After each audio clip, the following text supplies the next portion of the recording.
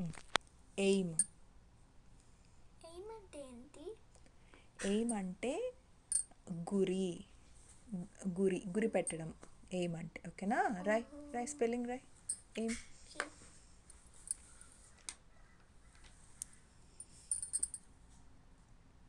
తర్వాత aid. Aid అంటే తెలీదా నాన్న? ఫస్ట్ ఎయిడ్ చేస్తాం చూడు. ఫస్ట్ ఎయిడ్ అంటే తెలుసా?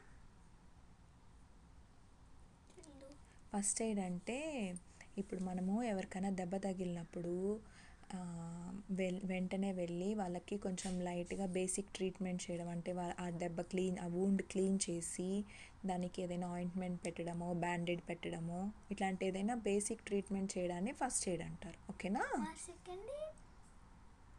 సెకండ్ ఎయిడా?